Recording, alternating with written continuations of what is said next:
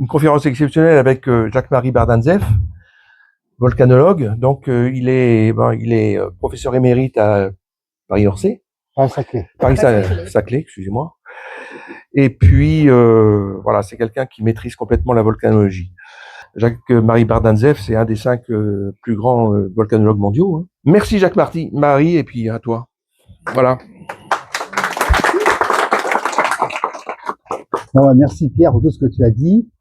C'est un plaisir de venir là. Je suis un peu en voisin, hein, j'habite Boulogne-Billancourt et j'ai été élève à Normal Sup à Saint-Cloud, donc la ligne de train qui passe par le Val d'Or, Saint-Cloud jusqu'ici. Je la connais bien parce que j'ai utilisé tous les jours pendant que j'étais étudiant à l'ENS Saint-Cloud, il y a quand même une trentaine d'années de ça. Voilà. On a choisi un thème. On ne peut pas faire toute la volcanologie. Donc on a choisi les volcans et les sociétés humaines. Donc c'est un thème un peu ambigu.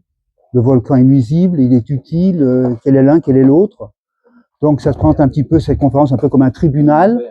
Donc je suis le procureur et vous êtes les jurés. Donc vous déciderez à la fin, à main levée, si on condamne ou si on acquitte l'accusé volcan. Voilà.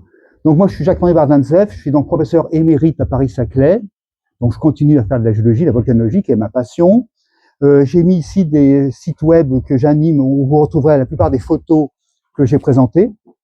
Notamment, j'ai un blog qui s'appelle Volcan Mania, dans lequel j'ai annoncé bien sûr la conférence de ce soir. Et donc, on va commencer, pour se présenter ce sujet, à faire un tour du monde des volcans. On va essayer en passage, en photo, d'identifier les différents types d'éruptions et les différents risques associés. On dit souvent qu'un problème qui est bien posé est à moitié résolu. Donc, on va essayer de bien le poser ensemble. Alors, première étape, on est à Hawaï, au Kilauea. C'est un volcan très actif, qui est actuellement actif au moment où je parle. J'y étais au mois de janvier dernier. Il est souvent en éruption. Et donc là, qu'est-ce qui se passe? Eh bien, il y a une fracture qui s'ouvre dans le sous-sol et le magma sort sous forme d'une coulée de lave. Alors, il y a plusieurs façons de réagir. Soit on dit c'est beau, je fais une photo, au revoir, merci. Et pourquoi pas, hein, chacun fait bien ce qu'il veut.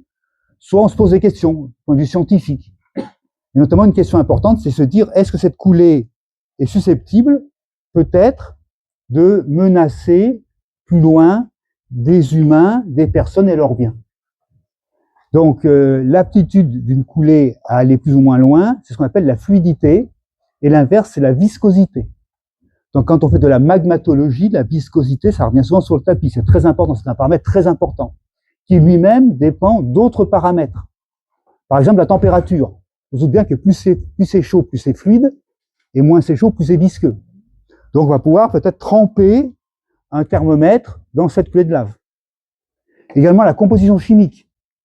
Plus il y a de silicium, plus c'est visqueux. Plus il y a de sodium, plus c'est visqueux. Plus il y a de potassium, plus c'est visqueux. Donc, on va faire des analyses. Donc, on va prélever un petit peu de cette lave pour l'analyser de point de vue chimique. Donc, vous voyez rapidement que la volcanologie, en fait, c'est la physique et la chimie de l'intérieur du globe. C'est-à-dire que si vous avez parmi vous, il y a des parents ou des grands-parents qui ont des enfants, des petits-enfants qui souhaitent devenir volcanologues, et je le souhaite bien sûr, il faut renouveler les personnes et les successeurs, eh bien, il faut qu'ils ne soient pas fâchés avec les chiffres, avec les sciences. Voilà, c'est un travail de scientifique. Alors, cette coulée, elle est, comme vous dites, elle semble assez fluide, elle ressemble un peu à une rivière de lave, et on l'appelle une coulée Pa-Oi-Oi ou Pa-Wewe, c'est écrit P-A-H-O-E-H-O-E, ce qui est un terme hawaïen qui est devenu international, qui veut dire que c'est une coulée qui restera à la fin une surface plane sur laquelle il sera facile de progresser une fois refroidi. Les Hawaïens savaient progresser, donc le terme Pa-Oi-Oi. Alors, bien différente est cette coulée, celle-ci, qui est au Mont Cameroun. Donc, on fait un clin d'œil à Mbappé, hein, qui est un parent camerounais, bien sûr. On pense à lui. Et ici, c'est une coulée qui est visqueuse. Vous voyez, elle est déjà en train de se refroidir en surface. Elle a, au lieu d'avoir une surface plane, elle a une surface hérissée de pointes, chaotique, très épaisse. Vous voyez, on a ici un bananier qui donne l'échelle, donc quelques mètres de bananier. Donc là, c'est à peu près 15 mètres de hauteur. Donc c'est 5 fois cette salle. Donc elle avance doucement, c'est une chenillette. Alors ce genre de coulée, on appelle ça des coulées AA. C'est un autre terme hawaïen qui veut dire, au contraire, visqueux et une surface chaotique sur laquelle il est très difficile de progresser. Donc AA et Pa-Oi, c'est deux termes importants en volcanologie pas facile à passer dans la conversation, mais incontournable néanmoins. Enfin, Ara, ça sert pour les crasses herbistes, hein, c'est aussi un fleuve côtier bien connu, bon, ouais, c'est un peu dépanné, mais c'est pas que ça. Voilà, alors, surprise, à Hawaï, ici, j'ai la chance extraordinaire de voir en même temps deux coulées, une fluide, une visqueuse. C'est exceptionnel, j'ai vu ça décrit dans la littérature une seule fois, donc j'avais cité dans un de mes livres, j'ai cité l'auteur, et là on a une coulée, donc on a à l'arrière ici, on a la coulée visqueuse, AA, là la coulée fluide, pas oi oi. Or, la pente est la même, le magma est le même, donc comment expliquer tout ça? Alors peut-être que la température n'est pas la même, il suffit qu'on n'ait pas un peu 1030 ici et 1060, 30 degrés de plus pourrait expliquer un comportement différent, on appelle ça une rhéologie différente. Alors je reviens au mont Cameroun, la coulée du Cameroun, qui était recouverte, hérissée de lave, donc elle est en train de se refroidir, mais elle est toujours active, on a ici un petit point rouge qui montre qu'il y a du magma pas loin, il y a des gaz qui sortent, et cette coulée, c'est une vue d'hélicoptère, a la très mauvaise idée de couper une route importante. Une route importante dans un pays pauvre, donc ça fait des pertes économiques, et en plus de ça, elle détruit des cultures d'avocats, de litchi, une usine de canne à sucre, une ligne électrique, des poteaux. Donc c'est des grosses pertes, on va dire, matérielles, financières. Mais on voit ici des personnes, des gens, qui n'ont pas l'air outre mesure blessés ou en tout cas pas tués. Ils sont toujours vivants, plutôt en bonne forme, simplement contrariés. Voilà, il y a de quoi. Hein. Si ce soir la route entre Luxienne et Boulogne-Billancourt est coupée, je serais contrarié. Ben, j'en mourrais pas, mais enfin, ce serait contrariant. Ben, voilà, pareil pour eux. Donc, en quelque sorte, cette photo illustre parfaitement ce cas numéro 1 qu'on peut appeler coulée de lave, qui font des gros dégâts matériels quand on ne peut pas les arrêter, donc elles détruisent tout sur leur passage, mais les gens ont le temps de partir, car ça avance pas assez vite, les gens ont le temps de partir même en marchant. Donc, c'est très important, ce type numéro 1, et ça nous permet nous aussi de hiérarchiser les risques humains, qui sont bien sûr les plus graves, parce qu'une vie humaine, ça n'a pas de prix, c'est irrattrapable, et les risques matériels, qui eux sont assurables, remboursables. Bon, c'est ennuyeux, mais c'est bien moins que des vies humaines. Donc, on va bien sûr être amené à hiérarchiser tout ça, et je fais souvent, en général, quand je fais des interventions dans les classes, également vis-à-vis des jeunes, bien faire la part des choses. Voilà, du matériel, ça peut se rattraper, c'est assurable. Alors voilà une illustration. Quand on voit ça, c'est en Islande, dans l'île d'Emae. Quand je montre ça dans les petites classes, eh bien, on fait comprendre que les gens ont le temps de partir. Probablement par la porte du garage, ils ont le temps de partir, d'emmener ce qu'ils ont de plus précieux. Donc, en priori, bien sûr, les vies humaines. S'il y a un bébé qui dort, s'il y a un grand-père qui dort ou une grand-mère, on prend d'abord les humains, puis après peut-être les animaux domestiques, seulement enfin du matériel si on a le temps. Ça, c'est le cas du Paricutin au Mexique. Donc, c'est un volcan qui est né dans un champ de maïs en 1943, et l'éruption a duré 9 ans, jusqu'en 1952. Et elle a recouvert plusieurs villages, dont le village de Saint-Jean-Sandrouane. Eh bien, voici, là, le village, seul émerge l'église, le clocher de l'église, tout le village a été recouvert par les coulées de lave du Paricutin qu'on voit ici. Le cône a poussé de 400 mètres en 9 ans. Donc, je suis grimpé au sommet, maintenant c'est devenu un vrai petit cône volcanique. Alors, le village a été bien sûr recouvert de lave, mais les gens ont le temps de partir. Ils ont construit un autre village encore plus beau, qu'ils ont appelé San Juan Nuevo, le nouveau Saint-Jean, et avec une basilique encore plus belle. Et une fois par an, l'évêque vient sur place, ici même, devant cette église, avec la foule pour célébrer une messe en souvenir de l'éruption du Paricutin en 1943-1952. Parfois, la lave se cantonne dans un cratère, ce qu'on appelle un lac de lave. Donc là, c'est un mini lac de lave. Ça se passe au volcan Villarrica, au Chili. Donc c'est un volcan qui est englacé. Donc pour y grimper, c'est pas difficile au niveau technique, il faut quand même avoir des cordes, des piolets, des crampons. Voilà, on monte peut-être 5 ou 6 heures. Et arrivé au sommet, bon, on voit l'œil du cyclope. On a le lac de lave qui est dans le cratère englacé du Villarrica. Donc ça, c'est un petit lac de lave. Donc voilà un grand lac de lave, c'est en Éthiopie, c'est l'Ertalé, donc qui est assez fréquent, assez permanent, qui fait 180 mètres de diamètre. Donc c'est une grosse affaire. Et les températures, ce sont les températures mondiales les plus élevées naturelles. 1250 degrés. Faut pas tomber dedans. Alors tant que le lac de lave est dans le cratère, il n'y a pas de risque humain. Le risque, c'est qu'un flanc s'éboule, et à ce moment-là, bien sûr, le lac de lave se déverse sur des régions qui pourraient être habitées. Donc c'est ça le risque des lacs de lave. Voilà un autre lac de lave au Kilauea. On revient au Kilauea à Hawaï. Il est plus petit, mais il est très dynamique. Il fait environ 4 mètres de diamètre. Donc certains se rappellent un peu la marmite du diable. Hein. Bon, voilà, avec une peau qui se forme par refroidissement en surface, qui se craquette, qui laisse apparaître le magma incandescent. Au centre, une fontaine de lave qui bouillonne. Voilà, voilà le détail. Donc, c'est ce qu'on appelle la marmite du diable. Donc, tant que c'est dans un cratère, ça va.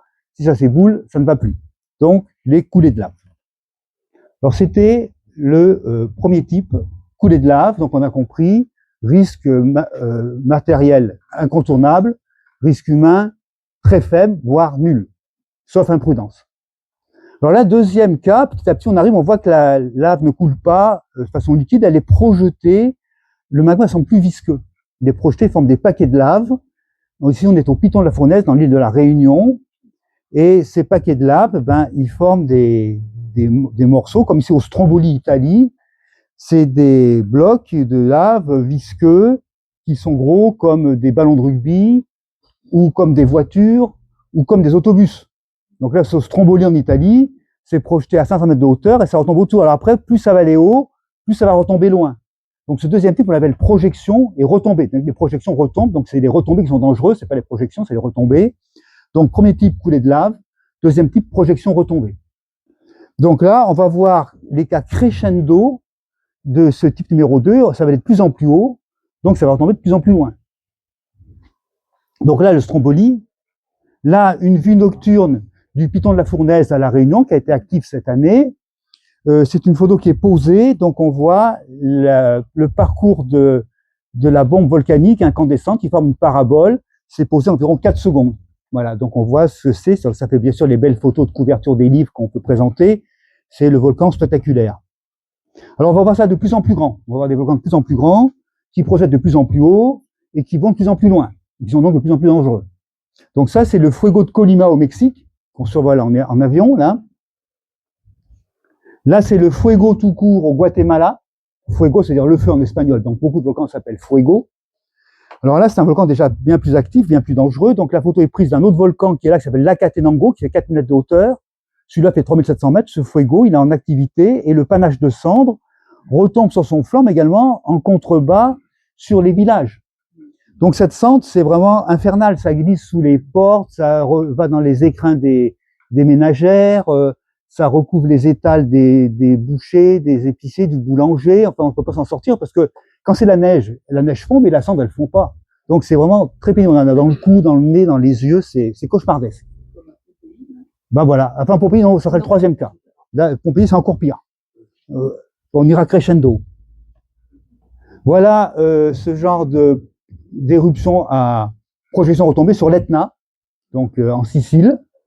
On a à gauche la vue de jour, donc on a ces cendres qui sont incandescentes, elles font 700 degrés, hein. On se rend pas compte, c'est la cendre c'est du magma pulvérisé, et donc le soir, on a une vue nocturne extraordinaire parce que les cendres incandescentes deviennent fluorescentes dans la nuit, prennent des couleurs. Donc ça c'est l'Etna, toujours dans le type numéro 2.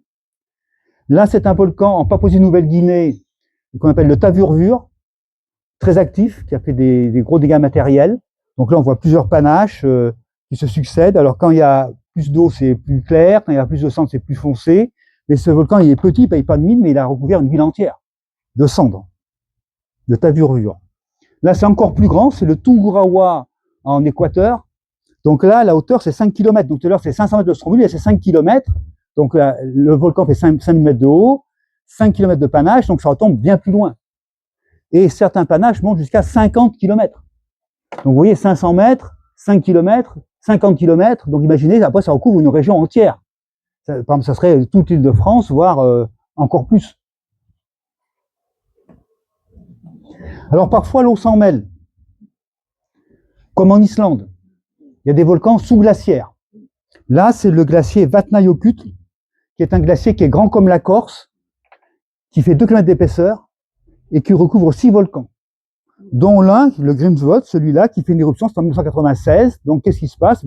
Sous le glacier, le volcan se fait une éruption, donc le glacier fond, on voit ici le glacier en train de fondre, La glace devient de l'eau devient vapeur, et la vapeur fait une cocotte minute volcanique. Donc, c'est des éruptions très explosives au magma. On appelle ça hydrovolcanique au magma ou phréato-magmatique. C'est ce qui avait bloqué nos avions en 2010. Donc, je pense que tout le monde s'en souvient, avec le volcan Eyjafjallajökull, qui avait... merci, bon, je me suis entraîné, hein, donc mérite moyen. Bon, bah, ce volcan avait bloqué pendant une grosse semaine l'aviation européenne, parce qu'il était justement hydrovolcanique. Il était sous un glacier. Voilà donc un clin d'œil aux avions. Donc voilà un autre endroit, en Papouasie, on voit qu'un avion qui a, bon, il est perdu, hein, il a été recouvert de cendres dans les moteurs, dans les réacteurs, les bombes l'ont abîmé. Voilà, donc c'est des pertes financières importantes. Donc c'est vrai que l'éruption de 2010 avait fait beaucoup de tracas, avait perturbé beaucoup de gens, il y avait beaucoup de stress, beaucoup de pertes financières, mais il y avait quand même eu 0 mort, 0 blessé. C'est ce qu'il faut quand même retenir. Mais ça avait bien sûr été très ennuyeux pour beaucoup de gens. Tout le monde avait été affecté plus ou moins. Alors, des volcans encore plus grands sont emboîtés. Il y a des volcans les uns dans les autres. Parfois, ils s'effondrent. Quand ils s'effondrent, on appelle ça une caldeira. Une caldeira, c'est un cratère d'effondrement à fond plat et à bord raide. Caldeira, c'est un mot portugais qui veut dire chaudron. Donc, c'est un immense chaudron. Alors là, c'est ce qu'on voit ici, la caldeira d'Ambrym au Vanuatu, aux Nouvelles-Hébrides, l'archipel des Nouvelles-Hébrides. On a donc la caldeira autour, dans laquelle il y a d'autres volcans qui fument, qui crachent. Donc, c'est de plus en plus grand. Là, ici, on a la caldeira du Tanger à Java, Indonésie. Donc, cette caldeira, ben, le bord de la caldeira est ici, et puis elle vient vers nous. Donc, moi, je suis sur le bord de la caldeira pour faire cette photo. Je suis ici, à peu près. Et dans la caldeira, il y a le volcan Bromo qui est actif, le volcan Batok qui a été raudé, et hors caldeira, à l'arrière, le Semeru, actif, point culminant d'Indonésie. Donc, l'Indonésie, c'est un des pays les plus volcaniques du monde, et le pays qui a été le plus touché, qui a eu le plus de victimes mondialement connues, malheureusement. Donc, caldeira du Tanger, aux Açores, dans l'île de San Miguel, la caldeira de Sete Citats, c'est-à-dire les 7 cités, avec une caldeira double, avec le lago Azul, le lac bleu, le lago Verde, le lac vert, et vue de la Vista del Rey, la vue du roi, avec des hortensias qui sont violets, qui sont bleus en terrain volcanique, alors qu'ils sont roses en terrain calcaire. Voilà, donc une autre caldeira. Et troisième type. Voilà, on a vu les coulées de lave, 2, progression retombée. Donc troisième type, monsieur, vous l'aviez un peu anticipé, c'est ce qu'on appelle les nuées ardentes. Alors qu'est-ce qu'une nuée ardente? C'est un nuage brûlant de gaz, de cendres, de blocs, de ponce, qui déferle vers nous à 300 km à l'heure et à 300 degrés. Donc toute fuite est illusoire. C'est 100% de victimes. Vous voyez, là, 0 victime, progression retombée, quelques victimes, nuée ardente, 100% de victimes. Donc la seule voilà, c'est Pompéi l'exemple. Donc la seule réponse possible pour les volcanologues, c'est l'évacuation préalable. Sinon, on a tout faux. Donc ça, c'est une vue du mont Saint-Helens, l'État de Washington, en Amérique du Nord, aux États-Unis. Donc ça, c'est la seule photo que je n'ai pas faite de tout le diaporama. Il m'a été donnée par mon ami Bob Oblitt de l'USGS, Geological Survey. C'est le mont Saint-Helens en 1980 qui fait une nuée ardente qui viendrait vers nous. Bon, il y a eu quand même quelques dizaines de victimes au mont Saint-Helens. Et là, c'est une photo que j'ai faite 7 ans plus tard, le mont Sainte-Hélène, 7 ans après. Alors, qu'est-ce qui se passe 7 ans après? Eh bien, le volcan qui était pointu, on l'appelait le Fujiyama de l'Amérique du Nord, il a été étêté de 300 mètres, donc il a coupé net comme quand on coupe un œuf à la coque. Devant un cratère en fer à cheval, en amphithéâtre, d'où sont parties les nuées ardentes. Et ici, sur le lac des Esprits, sur Spirit Lake, flottent des troncs d'arbres qui ont été arrachés de la forêt. Donc, c'était une forêt de séquoias, de conifères magnifiques, des troncs de plusieurs dizaines de mètres d'auteur, qui ont été soufflés comme fétus de paille. C'est dramatique. Donc ça montre la force de ces nuées ardentes. Donc c'est le troisième type. Alors voilà une autre nuée ardente que j'ai photographiée à Sumatra, à Java, c'est le Sinabung. Donc là, la nuée ardente est photographiée de profil, donc on la voit avancer. C'est une petite nuée ardente, mais néanmoins peut-être 100 km/h, 100 degrés, donc mortelle de toute façon, donc bien sûr à éviter. Et voilà, là c'est une forêt à Saint-Vincent-Antilles, après le passage d'une nuée ardente. Donc, qu'est-ce qu'on voit? C'était une forêt verdoyante avec des bananiers, des orchidées, des fougères géantes, des vanillés. Tout ça a été rasé, les fleurs, les fruits, et il reste maintenant un linceul de cendres, donc à Saint-Vincent-Antilles. Plymouth, c'est la capitale de l'île de Montserrat, également aux Antilles. recouvert d'un linceul de cendres par une nuée ardente. Donc là, les 8000 habitants pouvaient être évacués, heureusement, ils pouvaient être sauvés. Mais la ville, maintenant, est inhabitable, elle est recouverte de cendres. On l'appelle la Pompéi moderne. Il y a tellement de cendres que c'est irrécupérable. Donc la capitale a été déplacée au nord de l'île. Et là, c'est l'emblématique, c'est la montagne Pelée, volcan français de Martinique, qui, le 8 mai 1902, a fait une nuée ardente qui a tué les 28 000 habitants de Saint-Pierre et des environs, laissant que 2 survivants miraculés. Donc c'est la référence dramatique. Et ce type de nuée ardente avait également le type péléen en référence à la montagne Pelée. Alors, quatrième type. On a vu 1, les coulées de lave, 2, projections retombées, 3, nuées ardentes, 4, ce sont les gaz. Alors, les gaz peuvent accompagner les 3 premiers types. On peut voir 1, 2, 3 avec gaz, mais à eux seuls, ils peuvent être dramatiques, peuvent être tueurs, parce qu'ils sont brûlants et asphyxiants. Comme on le voit ici c'était au Mutnovski, qui est un volcan du Kamchatka russe. On voit très bien des fumerolles qui sortent de soufre, effectivement. On voit le gaz qui est jaune pâle, et puis également des fleurs de soufre. Donc là, c'est pas dangereux, c'est pas habité, mais ça pourrait le devenir. Par exemple, c'est plus inquiétant à Vulcano en Italie, où on a également des gaz soufrés, du SOE, du dioxyde de soufre, qui sort d'orifices où il y a des fleurs de soufre. Il ne faut pas mettre le doigt là, il y a 700 degrés ici. Donc c'est très dangereux. Et parfois, les gaz à eux seuls peuvent être un risque. L'exemple type, c'est le lac Nyos au Cameroun, qui, en 1986, a libéré du gaz carbonique à dose mortelle, qui ont asphyxié plusieurs villages tout autour. Donc, il y a eu 1700 personnes qui ont été asphyxiées, mais également les animaux, les bovins, les ovins, les oiseaux, les fourmis, les araignées, tout être vivant ont été tués par asphyxie. Et des prélèvements dans ce gros lac Nyos, qui fait 1800 mètres de diamètre et 200 mètres de profondeur, des prélèvements ont montré qu'il restait dans le lac Nyos dissous 30 fois plus de gaz carbonique que ce qui avait été émis. Donc c'était une véritable épée de Damoclès au-dessus de la tête des habitants, des autres villages. Donc un projet international regroupant Camerounais, Français, Américains, Japonais a été de purger le lac tueur de son gaz carbonique. Donc on a descendu un tuyau de 200 mètres creux pour pomper avec une pompe, pour amorcer l'éjection qui se fait sous forme d'un geyser naturel. Donc après ça sort naturellement, parce que l'un entraîne l'autre. Et on a donc un geyser de 50 mètres de hauteur qui sort avec du gaz carbonique, mais à dose non mortelle.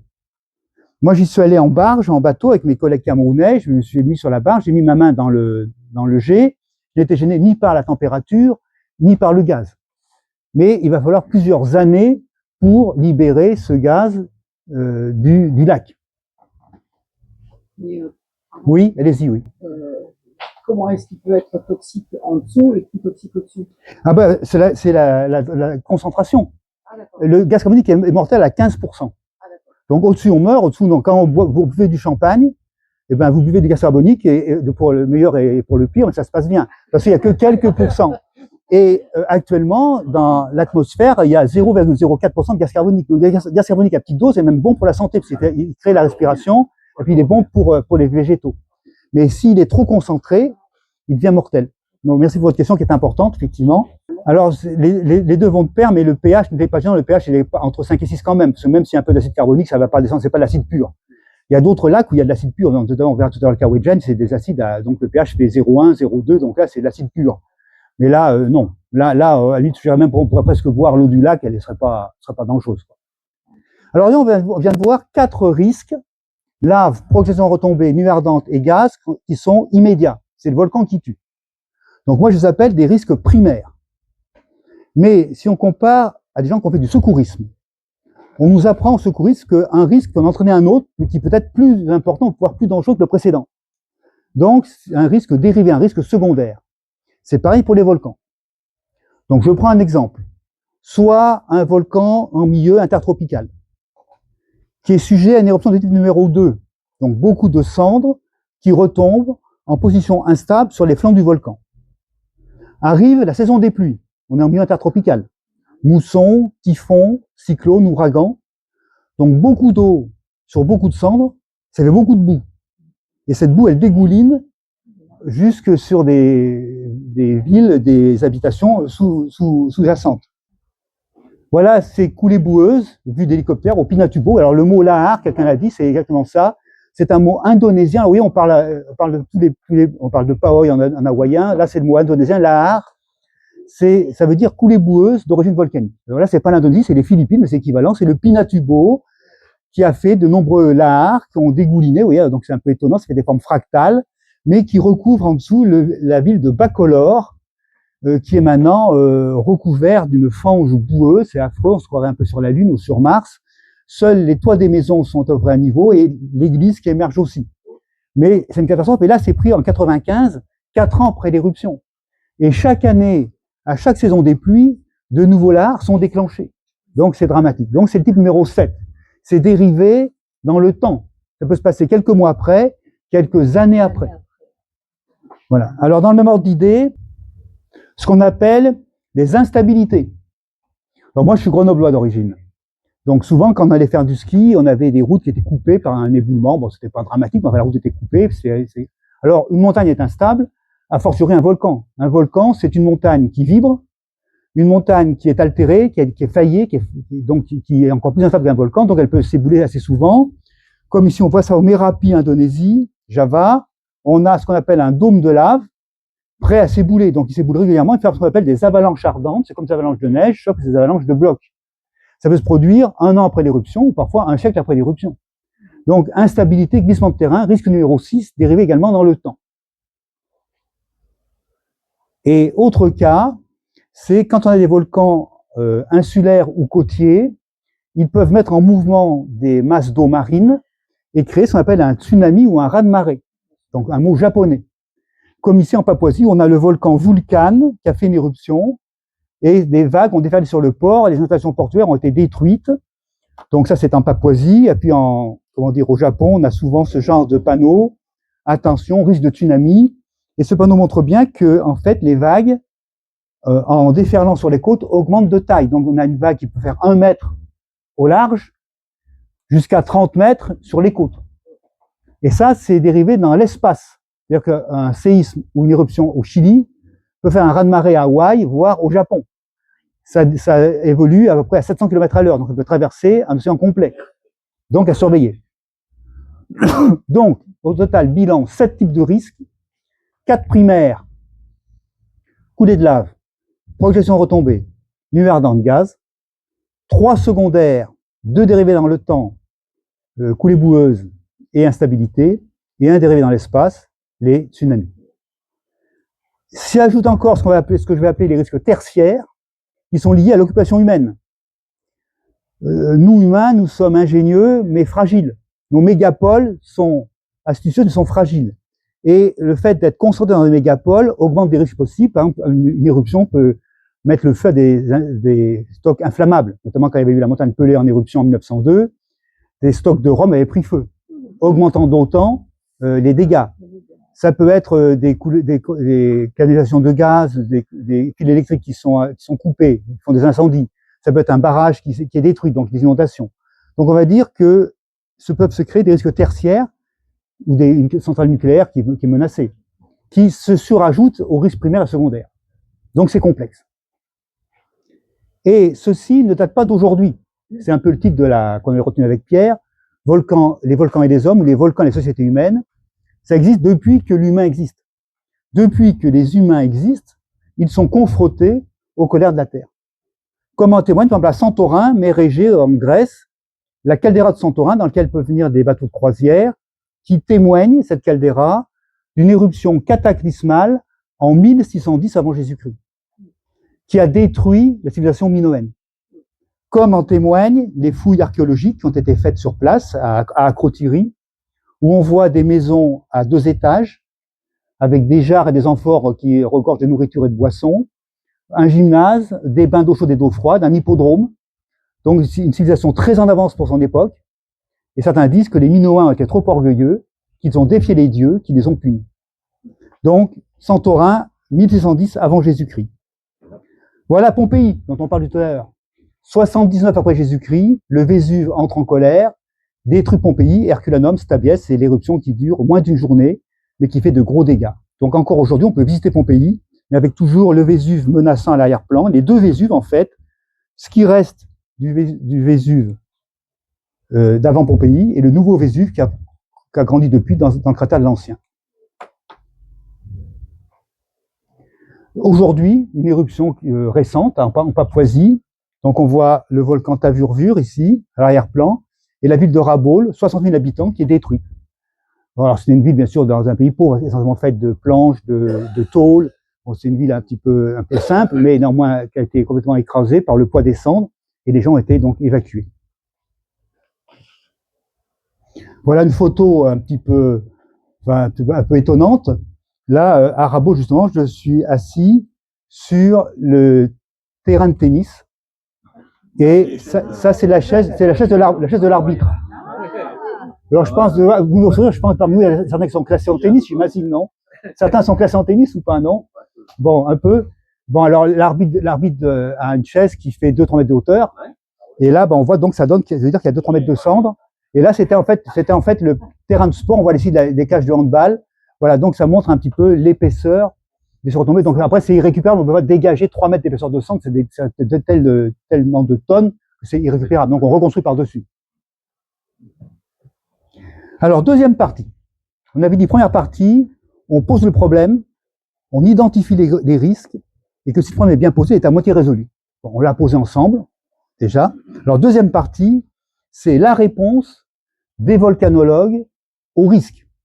Alors, on ne va pas arrêter le volcan, mais on peut peut-être se protéger d'une façon ou d'une autre. Donc, c'est surveiller le volcan, l'ausculter. Et là, on va dire que maintenant, on sait assez bien faire.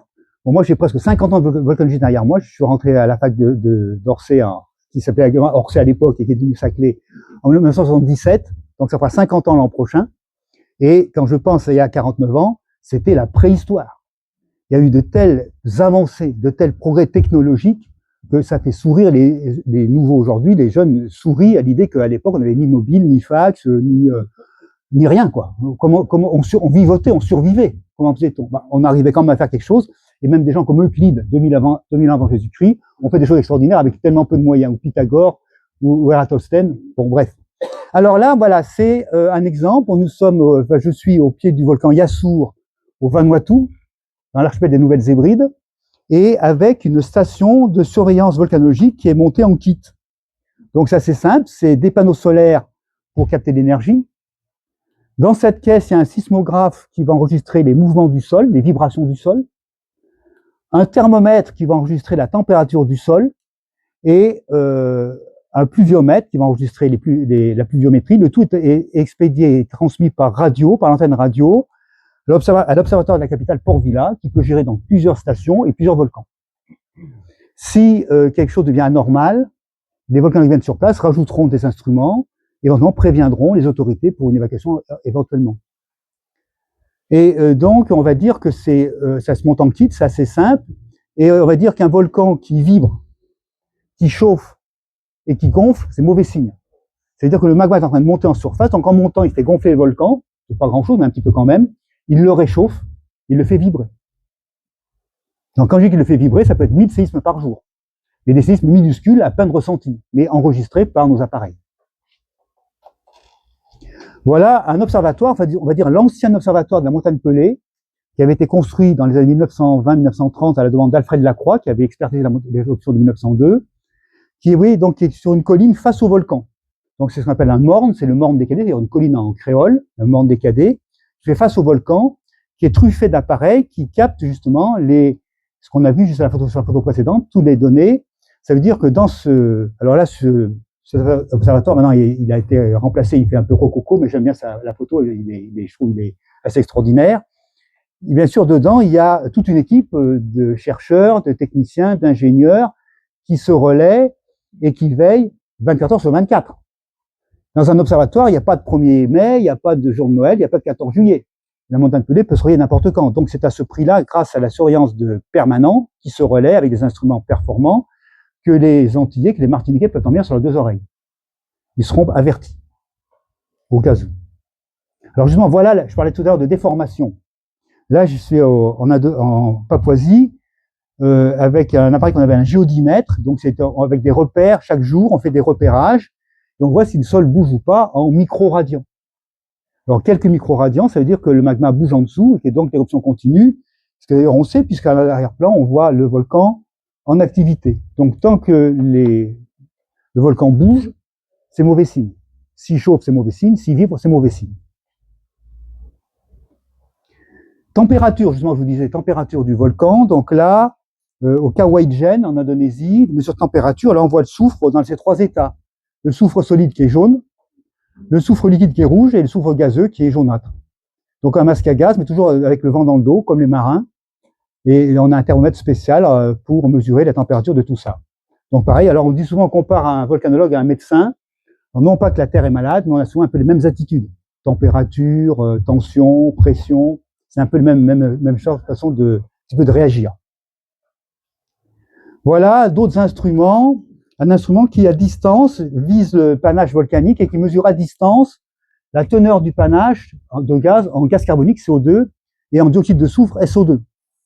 Si ces deux teneurs augmentent, c'est mauvais signe. C'est-à-dire que l'éruption augmente, elle devient de plus en plus magmatique.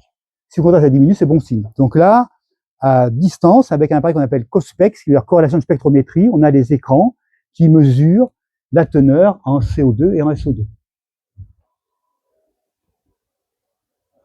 Mesure de température à Hawaï, donc là c'est plus de 1000 degrés, hein, avec un thermomètre en tungstène, des gants de protection. Donc là on a des mesures de plus de 1000 degrés. Oui, quand même, il y a une onde de chaleur importante. Mais là, disons, a priori, bon là j'ai le vent dans le dos, je reste pas longtemps, et a priori on met plutôt une protection, en tout cas pour les yeux, quoi. Mais là, bon, là c'est une petite coulée de lave, le vent était dans le dos, bon voilà, pour... Alors on va y venir, bah là ça vaut pas le coup parce que c'est petit. C'est une petite coulée, bon voilà, on fait une petite mesure comme ça. Tout à l'heure, je vais vous montrer une autre combinaison. Si bien sûr c'est un vrai lac de lave à échantillonner, si c'est une grosse coulée, ben, on résiste pas. Et puis les yeux surtout pourraient être cuits, quoi. Voilà, alors donc voilà justement, là j'étais donc sur l'Air Talé en Éthiopie. Donc là j'ai revêtu justement la combinaison un peu mythique des volcanologues. C'est donc un complet 3 pièces avec un veston, un pantalon et un aume. Des chaussons, et donc on a un casque intégré, on a un masque à gaz dessous, et puis on a ici sur la visière, on a un verre triple doublé d'une mince feuille d'or qui protège les yeux de la chaleur. Du coup, on voit à travers tout jaune. Alors là-dedans, ben, moyennant quoi, on a la sueur dans les yeux, on y voit jaune, on n'entend rien, on se prend les pieds dans les cordons. À part ça, tout va bien. On peut faire nos prélèvements. Voilà, à part ça, tout va bien. On fait des prélèvements. Alors avant, c'était de l'amiante. Alors maintenant, bien sûr, maintenant, c'est l'aluminium en fait. Disons, tout ce qui réfléchit la lumière réfléchit la chaleur. C'est un peu le même genre. Donc, c'est l'aluminium. C'est un tissu très épais, bien très tissé, très serré, aluminisé. Donc, ça reflète la chaleur et la température. C'est pour ça que c'est brillant. Oui. Ben, c'est parce que c'est transparent. C'est bien transparent. Alors, on voit jaune, c'est un peu comme une lunette de soleil jaune. Peut-être à l'aluminium, peut-être ça serait peut-être plus sombre, je sais pas. En tout cas, c'est comme ça. Vous y connaissez peut-être plus que moi. Classiquement, c'est une feuille, on met une feuille d'or. Du coup, c'est joli, c'est jaune. Ça serait moins cher l'aluminium, effectivement, mais ça serait moins poétique. Voilà. Et puis également, tout à l'heure, j'ai fait l'allusion, j'ai comparé un volcanologue à un médecin. Alors, on peut aller plus loin. Quand on va voir un médecin, bien sûr, il nous prend notre tension, notre température, il fera faire un scanner, un Doppler, un IRM, enfin plein de choses. Mais également, il nous demandera nos antécédents. Avez-vous déjà eu l'appendicite? Y a-t-il dans vos ancêtres des problèmes cardiaques, respiratoires, pulmonaires, digestifs, enfin, etc. Donc, le passé, la génétique parle pour l'avenir. La même chose pour un volcan. Qu'a-t-il fait dans le passé qu'il pourrait refaire? A-t-il fait du 1, du 2, du 3, du 4, etc. La Pelée qui a fait des nuits ardentes refera des nuits ardentes. Mais ça, on le sait. Mais quand on ne le sait pas, eh ben, on fait parler le volcan. Le volcan, on fait des prélèvements avec un marteau de géologue. Donc notre devise, c'est mente et maleo, ce qui veut dire par l'esprit le marteau en latin. On prélève des roches qui seront datées par des collègues. Alors moi, à Paris-Saclay, j'ai des collègues qui sont des très bons géochronologistes, qui sont des très bons dateurs, qui peuvent dater des roches. Et en datant les roches, on peut reconstituer le CV du volcan, son curriculum vitae. Donc on sait que tel volcan a fait il y a 10 000 ans une nuit ardente, ou il y a 5 000 ans une coulée de lave. Donc ce qu'il a fait, il pourrait le refaire. On sait que le Vésuve pourra refaire un Pompéi, que l'Etna pourra refaire des éruptions équivalentes. Voilà, donc le passé du volcan, c'est très important, c'est le CV, c'est le passé qui parle pour le présent et pour le futur. Donc ceux qui pensent que la géologie est une science du passé, la preuve est que non. C'est trop, enfin disons, une régularité, c'est tous les 1000 ans, plus ou moins 1000. Donc c'est quand même, non mais c'est, au niveau statistique, c'est juste, mais pour les humains, ça l'est pas. Non mais ce qui est juste au niveau du volcan, est faux au niveau de l'humain, parce qu'un volcan qui fait une éruption à un an près, Pour lui, c'est rien du tout, que pour nous, 1 an, c'est majeur. Donc, c'est important ce que vous dites également, parce que ça montre que l'échelle de vie n'est pas la même, que nous, on vit 1000 ans de moins qu'un volcan. Donc, 100 ans de vie pour nous, c'est 100 000 ans pour un volcan. Une nuit pour nous, c'est un siècle pour un volcan. Donc, voilà. Donc, les statistiques sur un volcan n'ont pas de valeur humaine. On sait que, statistiquement, il y aura une éruption dans le siècle à venir ou dans les 10 siècles à venir, mais pour nous, c'est pas intéressant. Nous, il faut que ce soit dans les jours à venir. Sinon, ça n'a pas d'intérêt économique. Alors non, le kilauea, justement, il a du bon sens, il est quasiment toujours lavique. La fournaise aussi. La pelée est quasiment toujours explosive. Le Pinatubo est quasiment toujours explosif. Mais le Vésuve et l'Etna sont mixtes, sont bipolaires, justement. Voilà, donc, ils sont donc plus difficiles à gérer. Voilà, c'est donc pas si ça, mais disons, on a quand même des idées. Alors voilà, quand je parlais de techniques nouvelles, qui n'existaient pas il y a une 50aine d'années, ou peu, par exemple, c'est des satellites, des images satellites. Donc là, c'est une image satellite faite par un satellite français qui s'appelle Spot, qui est très performant. C'est une image qui a été prise au-dessus du Japon, le volcan Sakurajima, qui menace la ville Kagoshima, 500 000 habitants. Moi, j'ai passé 3 jours à Kagoshima. Il faut imaginer que les gens se promènent avec un volcan en face d'eux. À Paris, on a la Tour Eiffel. Ailleurs, on a d'autres monuments. Là-bas, ils ont un volcan qui fume. Donc, les élèves partent en rang avec un casque accroché à leur sac à dos, avec une gourde, avec de quoi boire. Les abribus sont en béton. Voilà, on vit avec le volcan. Selon les sens du volcan, il y a les cendres qui arrivent. Donc, une fois par an, tous les 12 janvier, en l'honneur de l'éruption de 12 janvier 1914, il y a un exercice d'évacuation totale de la ville. Donc, les ouvriers partent en train, d'autres en bateau. On dit aux parents, n'allez pas chercher vos enfants à l'école, on s'en occupe. Vous allez à tel endroit. Donc, tout le monde évacue. Et le soir, on se retrouve, c'est la fête de la ville. Donc là, c'est encore un autre point important, c'est l'éducation des populations. Donc nous, par exemple, dans les collèges, dans les établissements scolaires, on fait des répétitions incendie, ou bien des répétitions confinement ou terrorisme. Là, au Japon, bien évidemment, on fait des répétitions séisme ou volcan. On va dire qu'un jeune japonais ou une jeune japonaise qui naît a toutes les chances ou tous les risques de vivre au cours de sa vie une éruption ou un tremblement de terre, forcément, ou un séisme. Non, alors il est en bleu, parce que alors, je pense que ça, c'est des fausses couleurs. Hein. Les photos satellites sont souvent traitées pour une meilleure visibilité, donc les longueurs d'onde sont changées. Donc c'est un volcan qui émerge, mais c'est des couleurs fausses. Donc ce qui est rouge, en fait, c'est de la végétation. Ça, c'est du volcan, et là, c'est la ville avec une station portuaire. Voilà, mais le volcan, il est aérien, il fait une presqu'île. Enfin, il est relié. Donc maintenant, il était une île, il est devenu une presqu'île, et puis vous voyez, avec son panache de température.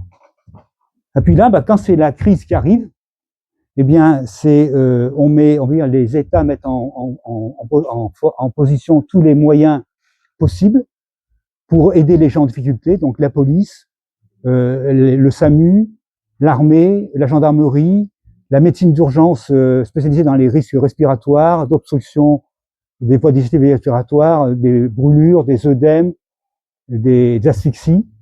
Donc voilà, là, on est sur l'Etna. Et on est à Zaferana Etna, il y a une éruption sur l'Etna, donc les carabinieri ont coupé la route, et puis on a la Croix-Rouge qui est prête à intervenir. Troisième partie. Première partie, on a identifié les risques, 7 types de risques. Deuxième partie, on a vu que les volcanologues arrivaient maintenant assez bien à prévoir les éruptions. Quand je dis assez bien, il y a eu des bons résultats, le Pinatubo, le Montserrat, il y a eu vraiment des très bons résultats depuis une trentaine d'années. On n'est pas à l'abri, bien sûr, d'un mauvais coup, mais on va dire, il y a tel progrès qu'on est optimiste.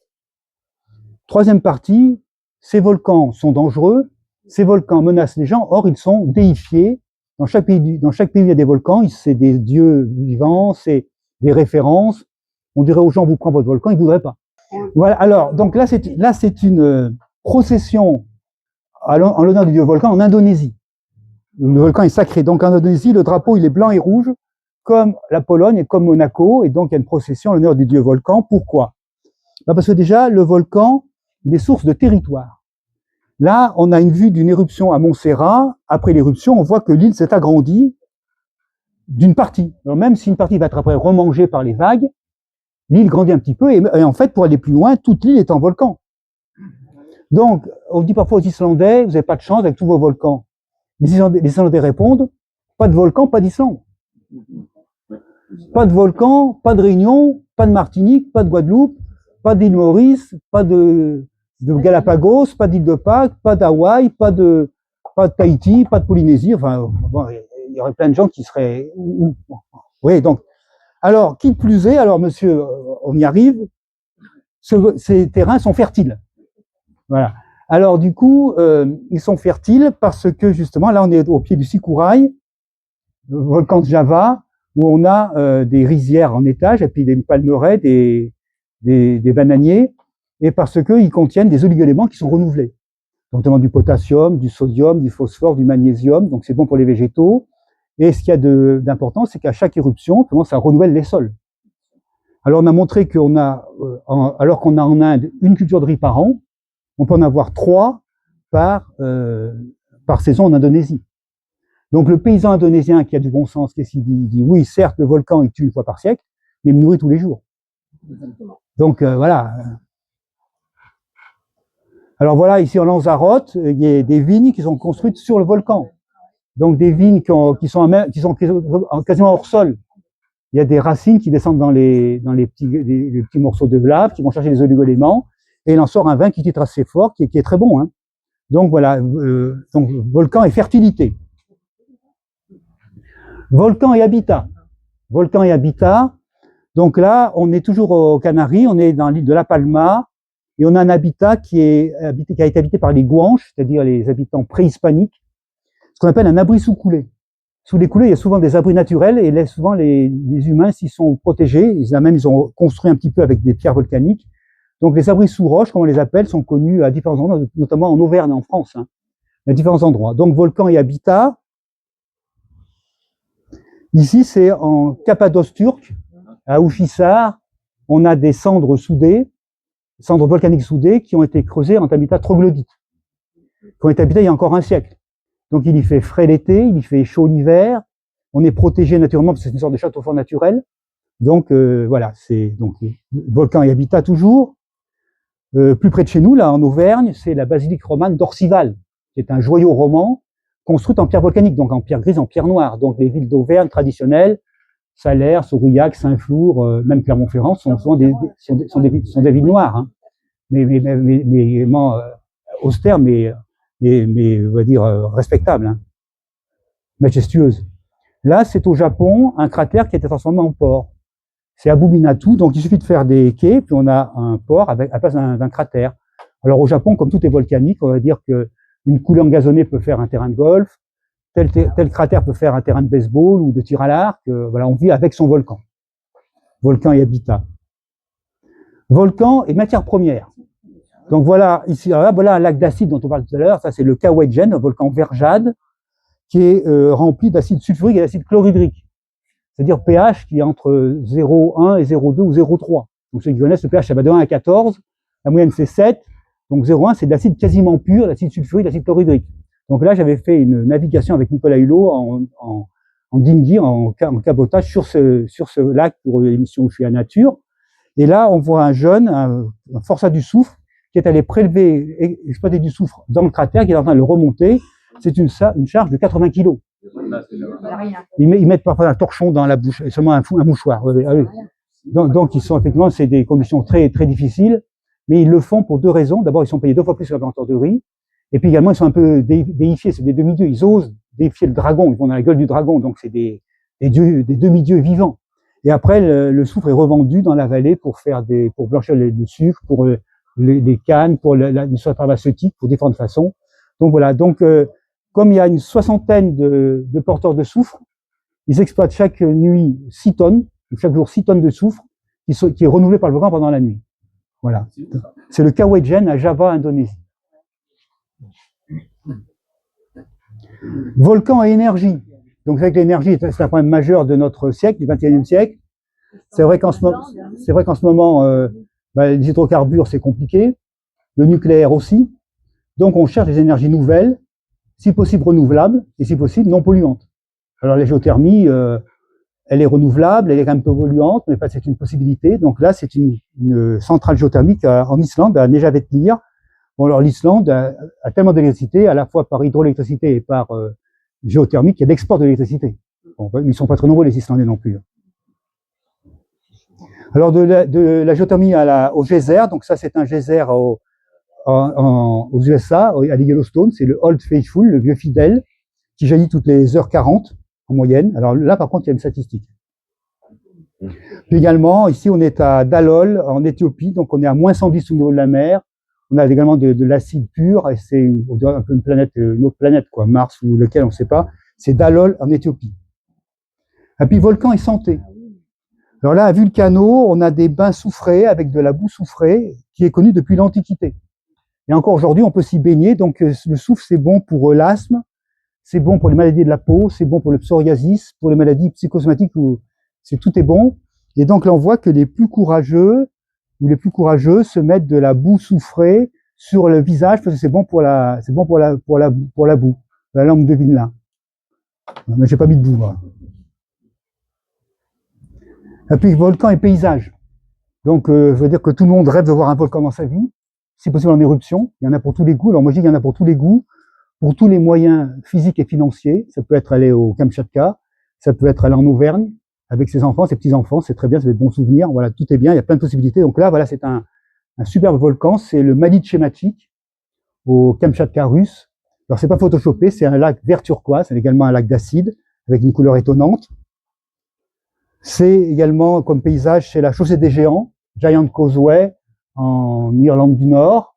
Alors, la légende dit qu'il y avait un géant à l'époque qui allait défier un géant en Écosse en face, donc il avait commencé à construire une chaussée, et son ennemi en face construisait une chaussée à Staffa, une île d'Écosse, et les deux géants devaient se battre au milieu de la mer, puis entre-temps, ils ont arrêté, puis ils ont préféré boire une bonne bière, et faire la paix, et que ça donne des idées à nos dirigeants. Voilà. Voilà, là, c'est un autre endroit étonnant, c'est au fin fond de la Bulgarie, dans les Rhodopes, à la frontière turque, des cendres volcaniques soudées qui ont été érodées. Et donc là, vous voyez, c'est un bestiaire fantastique. Là, je donne l'échelle ici, vous voyez. Et mon collègue et ami qui m'a emmené là, qui s'appelle Yotsoyanev, avait appelé cette région les pattes du Diplodocus. Voilà, puis tout à l'heure, je parlais de lacs d'acide. Là, bon, également, dire que tous les pays qui ont des volcans en sont fiers. Ils en font des magnets, ils en font des pins, ils en font des timbres, des cartes postales, voilà, de tout azimut. Et là, donc là, c'est un clin d'œil à mon père qui était passionné de timbres. Et donc, moi, quand j'étais gamin, que j'avais de bonnes notes à l'école, il me donnait des timbres. Et moi, par contre, je faisais des thématiques. Je faisais 3 thématiques. Je faisais les sports, les cosmonautes et la géologie. Avec, bien sûr, les minéraux, les dinosaures, les fossiles. Alors, un jour, il me donne ce timbre. Alors, moi, je dis, qu'est-ce que c'est cette histoire? Donc, je dis, Nippon, c'est Japon, mais où est-ce qu'il est? Je dis, un jour, je le retrouverai. Alors, j'ai mis 50 ans à le trouver, mais je l'ai repéré. Voilà, c'est le Zao. C'est le Zao à Honshu, au Japon. Avec aussi un lac d'acide, mais pas méchant. Je suis allé faire des prélèvements, il fait pH 3,8, donc on met le doigt dedans, bon, le doigt il disparaît pas, hein, c'est pas énorme. Voilà, puis également le lac Pavin, donc le plus jeune volcan de France métropolitaine, 6900 ans. Donc quand je dis qu'on peut faire un voyage, ça peut être des grands-parents, des enfants qui amènent leurs petits-enfants faire le tour du Pavin. Alors si vous faites le tour du Pavin, toujours dans ce sens-là. Dans ce sens-là, ça descend tout le long. Dans ce sens-là, ça monte tout le long. Pourquoi, j'en sais rien. Donc si un jour quelqu'un peut m'expliquer, enfin, ouais. Non, bah oui, mais bon, c'est comme ça. Je vous raconterai une anecdote tout à l'heure si on a le temps. Et alors, du coup, ce lac Pavin, c'est le plus récent de France, donc 1700 ans, c'est peu. Ce qui veut dire que les volcans d'Auvergne sont assez jeunes pour peut-être se réveiller. C'est pas d'actualité. Il n'y a aucun signe précurseur, mais on ne peut pas exclure à terme, dans les siècles à venir, un réveil des volcans d'Auvergne parce qu'ils sont trop récents pour être éteints. On n'a pas assez de recul. On pourra reparler lors du débat pour être sûr de ce qui se passe. Donc, le lac Pavin. Alors, ils ne sont pas surveillés à temps plein. Si on ne va pas payer quelqu'un à plein temps pour surveiller un volcan où il ne se passe rien. Mais par contre, j'ai des collègues performants à l'université de Clermont-Ferrand, à l'IPG Clermont-Ferrand, qui ont plein d'instruments. S'il y avait le moindre soubresaut, si la chaîne des puits bouge une oreille ou un orteil, immédiatement, mes collègues de Clermont-Ferrand seraient au courant et à ce moment mettraient les instruments qu'il faut. À ce moment, il y aurait quelqu'un pour surveiller à plein temps. Mais c'est pas la peine pour l'instant, parce que il se passe rien. Enfin, il y a quelques fumerolles, mais c'est pas grand-chose. Alors, le lac Pavin, il a une histoire longue et compliquée. Il a eu ce qu'on appelle des mauvais comportements. Pavin, ça veut dire terrifiant en latin. Et dans le passé, on sait qu'il a libéré du gaz un peu comme le Nyos. Et on a des légendes de saints qui ont été emprisonnés, qui ne pouvaient plus bouger, probablement parce qu'ils étaient asphyxiés. Donc, il y a des légendes qui ont été réinterprétées. J'ai un ami qui s'appelle Michel Mébec, qui est spécialiste de l'histoire, qui réinterprète tout ça et qui montre que dans le Pavin, il y a peut-être eu des éléments de hypnose. C'est vrai que le lac Pavin, il est sondé, il est prélevé, il est surveillé parce que on descend. Alors pour l'instant, il peut produire aussi du méthane, éventuellement, d'autres lacs produisent du méthane. Il n'est pas anodin. Le Pavin, il faut s'en méfier quand même. Oui, ça le serait, mais Strasbourg centralise plutôt dans un séisme. Donc séisme et volcan, c'est quand même deux choses différentes. Donc c'est vrai qu'il y a tellement d'instruments à l'IPG Clermont ou de Paris que ça serait enregistré à Strasbourg, mais ça ne serait pas les mieux placés. Mais bien sûr, ça serait enregistré, parce que les séismes, ils se propagent loin. Et puis également, je parlais de volcans et écosystèmes. Donc des volcans, on va dire, ils créent des îles, ils créent des habitats. Donc ces îles, au début, elles sont inhabitées. Puis après, par le vent, arrivent des spores, donc il y a des plantes qui poussent, puis après, il y a des pollens, puis après, il y a des insectes, puis après, il y a des oiseaux, puis après, il y a des mammifères, il y a des reptiles, puis après, il y a des humains qui vont venir.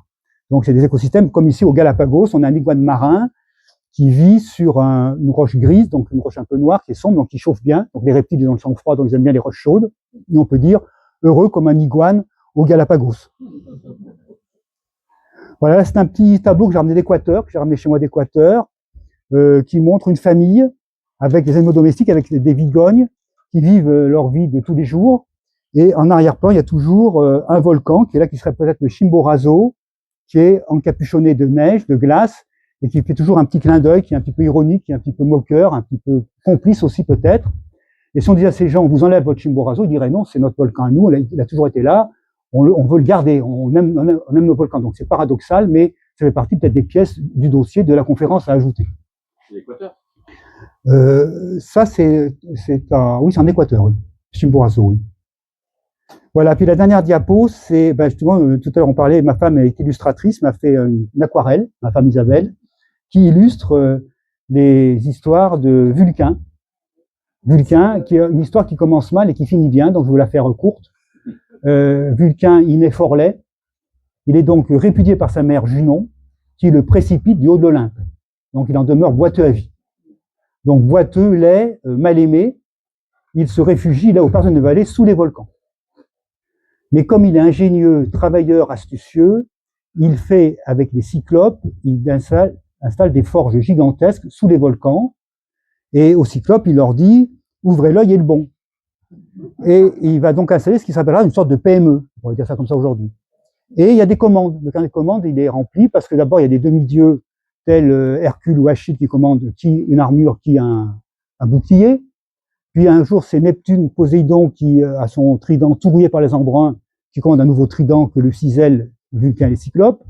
Puis jusqu'au jour où c'est Jupiter lui-même, le roi des dieux, qui demande un nouveau sceptre, qui est ciselé par Vulcain et les Cyclopes, et qui est magnifique. Et là, c'est la revanche de Vulcain, qui est enfin reconnu comme dieu important.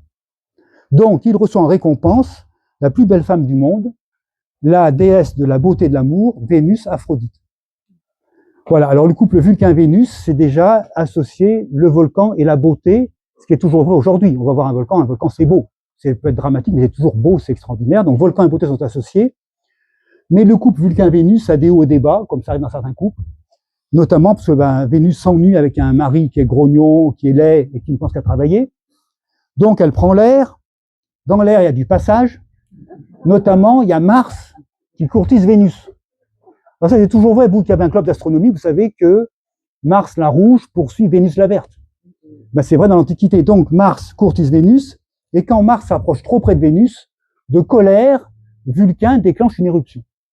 Donc l'explication, c'est ça là. Donc une éruption volcanique dans le monde romain, c'est la colère de Vulcain, qui n'est pas content que son rival Mars courtise sa femme Vénus. Mais le stratagème de Vulcain n'est pas suffisant, puisque Mars et Vénus ont au moins quatre enfants ensemble. Phobos et Deimos, la terreur, et la crainte et la terreur, qui sont les satellites de Mars. Antéros et Eros, le dieu joufflu, Cupidon, qui lance des flèches dans les cœurs des amoureux.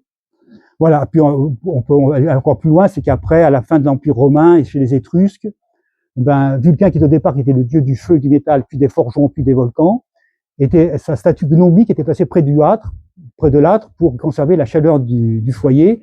Donc c'était devenu un peu le dieu de la famille. Donc quelle revanche, le mal-aimé, qui devient à la fin le dieu de la famille. Donc il y a plein de messages dans cette histoire que pour faire une conférence à elle toute seule, c'est le droit à la différence, c'est la valeur du travail, c'est plein de choses. Voilà. Alors, donc là, c'est la fin de mon diaporama. Je voudrais passer un petit film qui dure 2 minutes pour le plaisir des yeux, qui a été tourné en Islande. Donc, voilà, donc c'est un petit film que j'ai fait en Islande il y a 4 ans. Et donc en péninsule de Reykjanes, qui s'était réveillé après 800 ans de repos, d'inactivité, donc c'était une surprise. Et depuis, il y a eu 12 éruptions dans cette péninsule, donc il y a toujours des surveillances, parce qu'on s'attend à une autre éruption peut-être dans les mois à venir.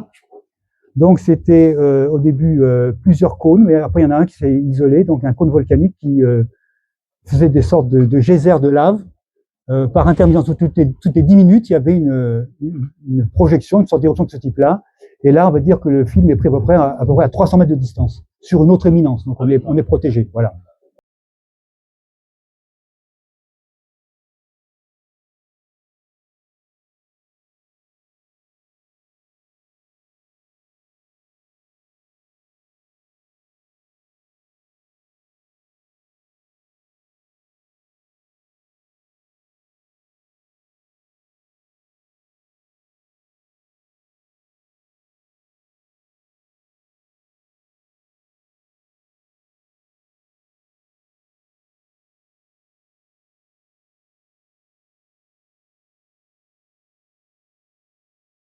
Voilà, c'est pour le plaisir des yeux. Que ce soit. Donc le livre du fond, le grand format, c'est un livre pour les enfants qui est tout en couleur et qui vaut 7,95 €. Le grand livre, ouais. Simplement que le risque financier est très faible. Et donc s'il y a parmi vos enfants et petits-enfants des vocations scientifiques, ben peut-être vous pouvez leur offrir celui-là. Alors celui qui est au premier plan, c'est un livre grand public, tout en couleur, qui raconte un peu ma petite volcanologue, qui s'appelle Volcanologue aux éditions L'Harmattan. Donc il est préfacé par Yann Arthus-Bertrand.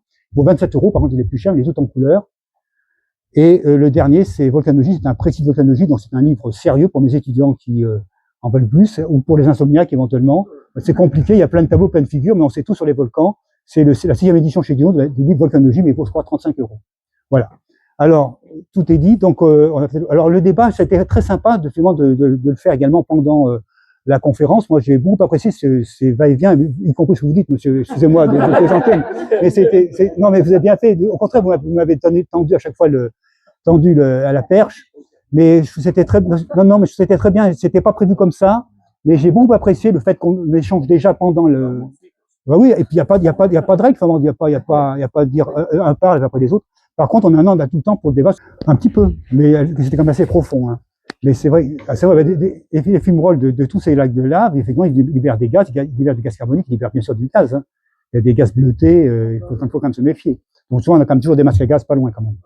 Oui, effectivement, Naples est, on peut dire, entre Caribé-Silla, entre deux monstres assoupis. Donc le Vésuve d'un côté, et Champflégrin de l'autre. Alors le Vésuve, il est connu, on en a parlé, il a fait Pompéi puis d'autres.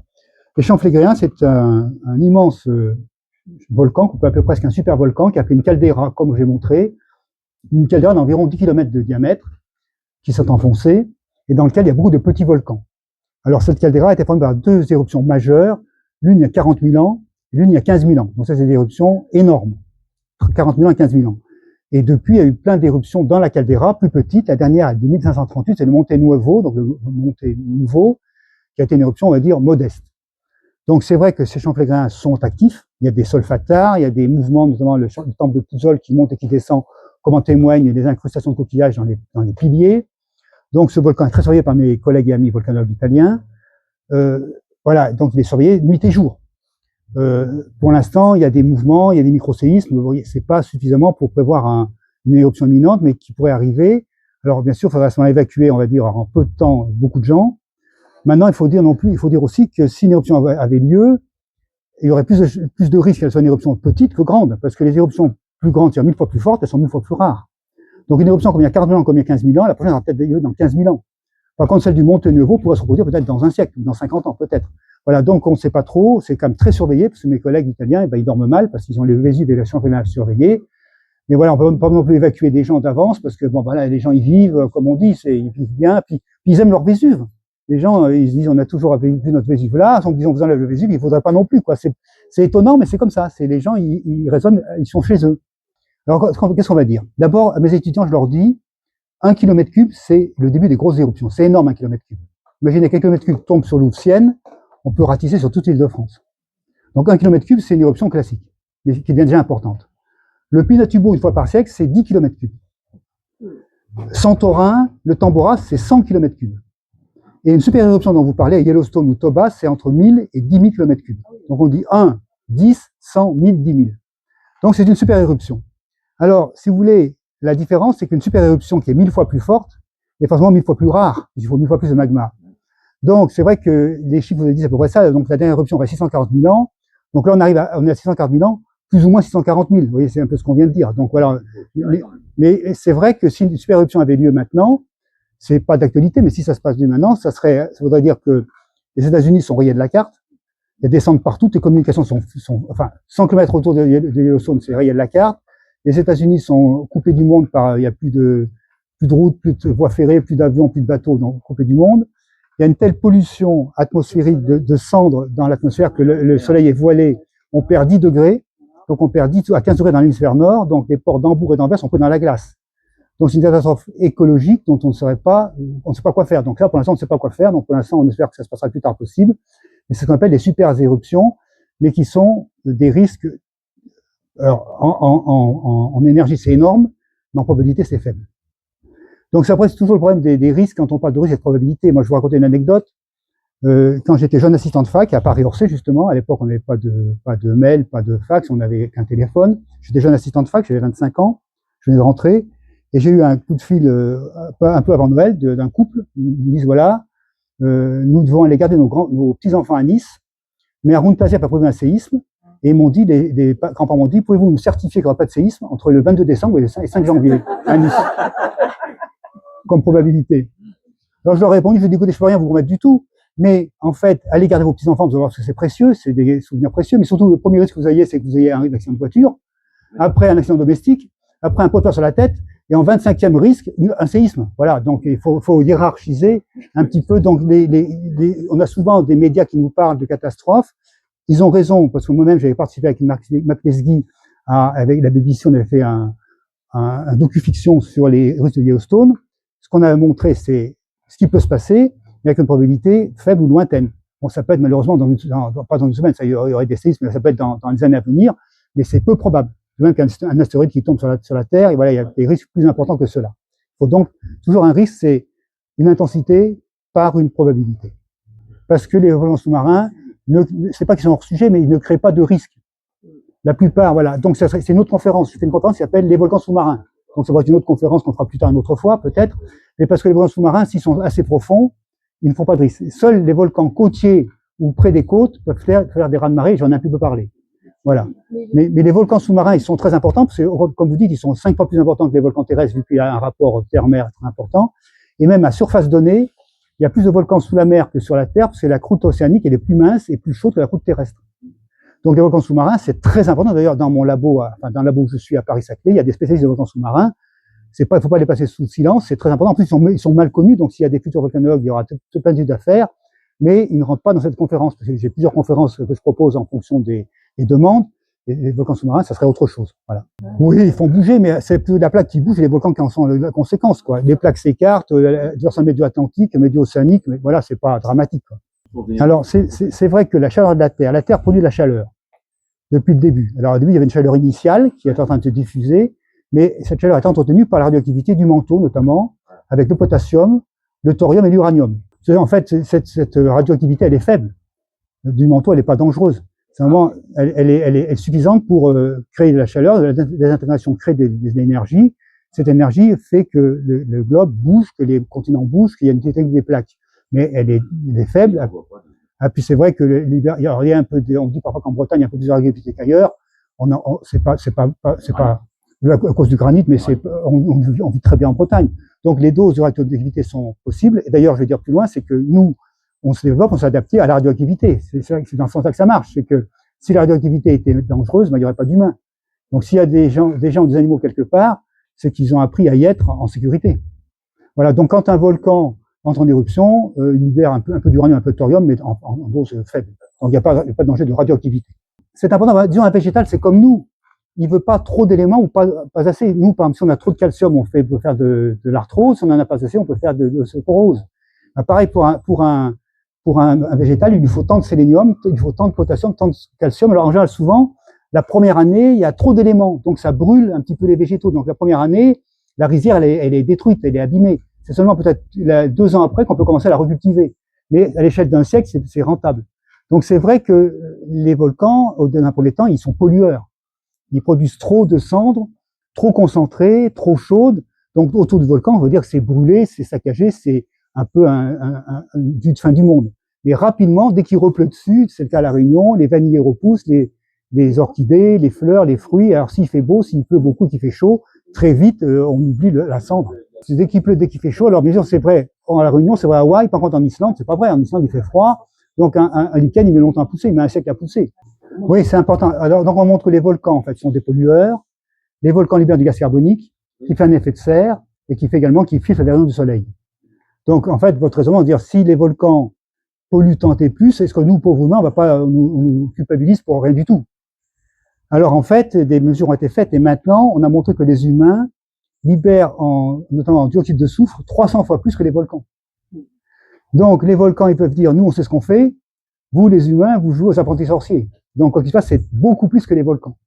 Alors on pourrait dire, les volcans, quand il y a une éruption, si ça refroidit l'atmosphère, bon, ça serait pas plus mal, puisqu'on a une augmentation de la température, on aurait un contre-coup. Le problème, c'est que une éruption, c'est un immense coup d'un seul coup. Donc, il y a une baisse de température locale importante, et puis après, il n'y a plus rien.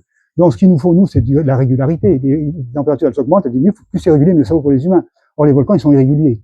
Donc, une éruption majeure peut refroidir. C'était le cas du Krakatoa, c'est le cas du Tambora, c'est le cas de d'autres éruptions. Le Pinatubo, c'était mesuré. Mais c'est local, et puis c'est ponctuel, et puis c'est pas suffisant, et c'est trop ou trop peu. Donc, c'est pas la solution. Alors, détourner une coulée de lave. Ça a déjà été fait. Alors, en Italie, ça a souvent pas mal marché. Le seul exemple qui a très bien marché, c'est en Islande, à Emae. J'ai montré une photo de la maison qui était recouverte de lave. C'était à Emae. Donc, à Emae, il y avait 5000 habitants dans une île d'Islande qui ont été rapatriés sur l'île principale. Et il y avait une coulée de lave qui menaçait le port. Donc, si le port était coupé, il y avait plus d'îles, plus d'énergie, plus d'industrie, et donc les gens ne revenaient plus sur leur île.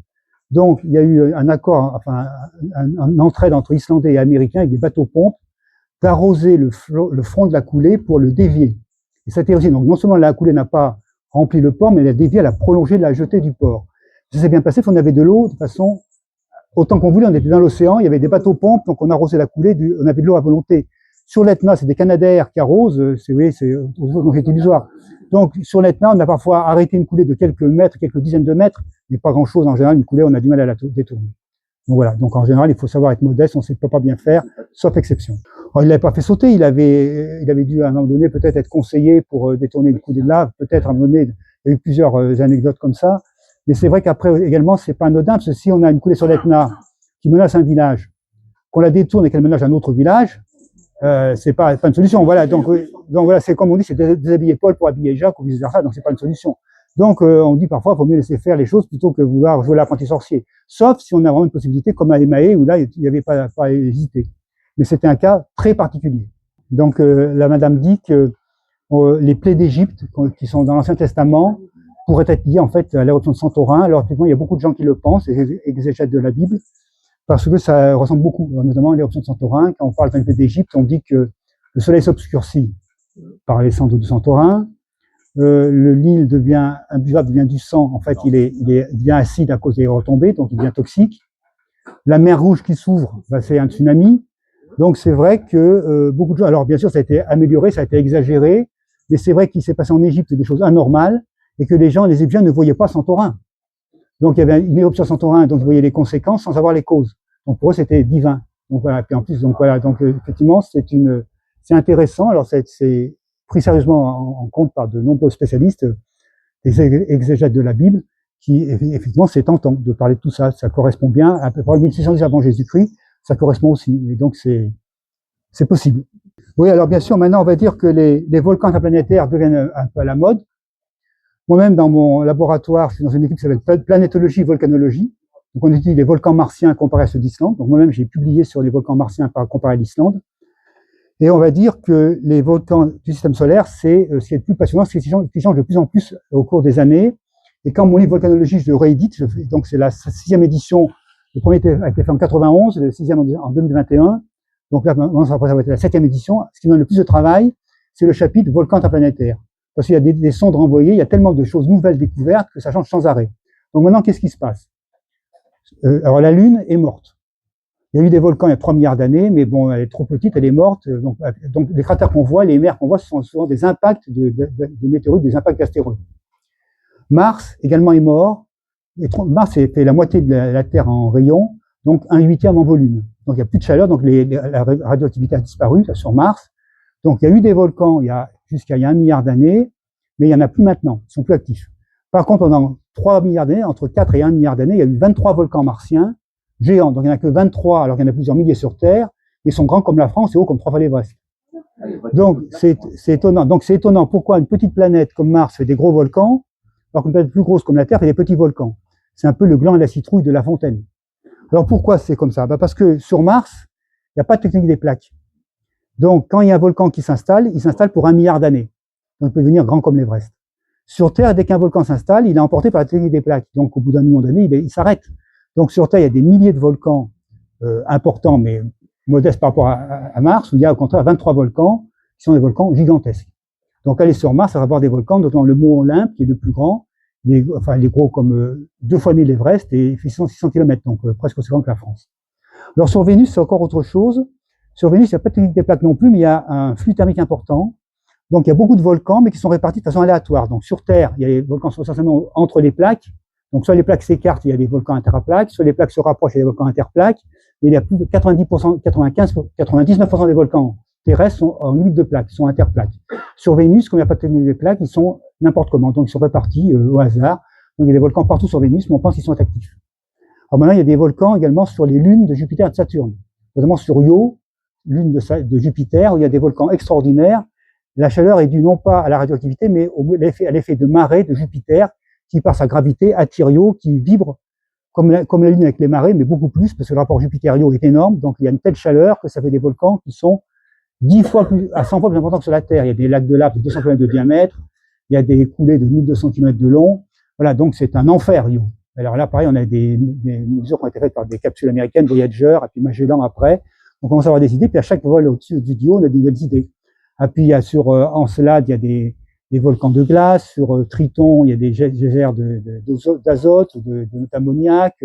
Sur Charon, le satellite de Pluton, il y a également autre chose. Donc voilà, il y a plein de choses à découvrir, notamment sur les planètes externes et sur les lunes des planètes externes. Et c'est important pour nous parce que je pense que ces volcans étant différents de la Terre, tant qu'on avait que la Terre, on avait un point sur un diagramme. Maintenant, avec tous les autres volcans, on a des comparaisons et c'est très important.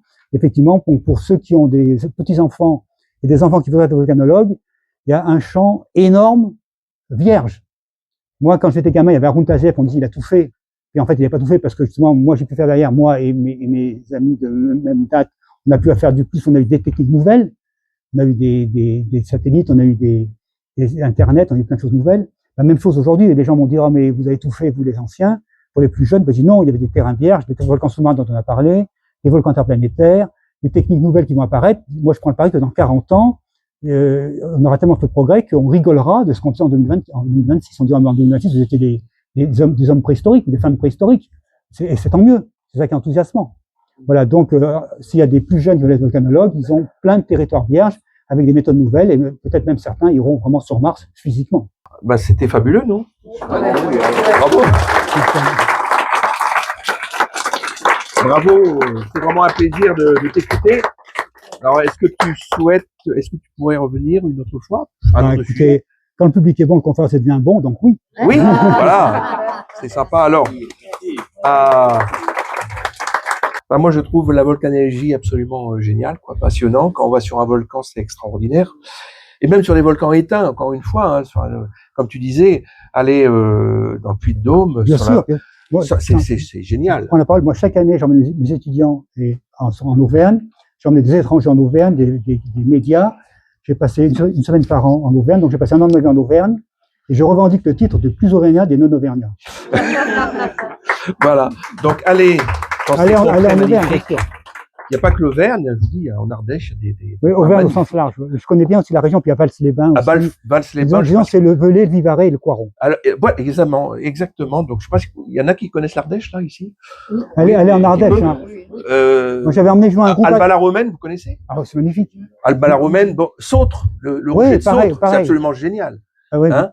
C'est juste à côté, Aubignas, Montbrun, enfin les grottes de Montbrun. J'avais avec Atlas, on avait fait un voyage à Vals-les-Bains et on avait visité le Velay, le Vivarais et le Coiron pendant une semaine et c'est magnifique. Ah oui, les habitations troglodytiques. Les coulées de Thuès aussi. Voilà. Enfin, il y a des choses absolument merveilleuses. Même en France. Et et en se penchant, on trouve plein de choses. Moi, une fois, avec ma fille, elle avait 5 ans, on recherchait des cristaux d'ogite. C'est magnifique, les cristaux Bien d'ovide, sûr. c'est noir, ça brille. Et il y a plein de choses à découvrir, à apprendre. La science. vestite du Pal. Et oui, La vestite du Pal aussi est un beau Par exemple. cratère aussi.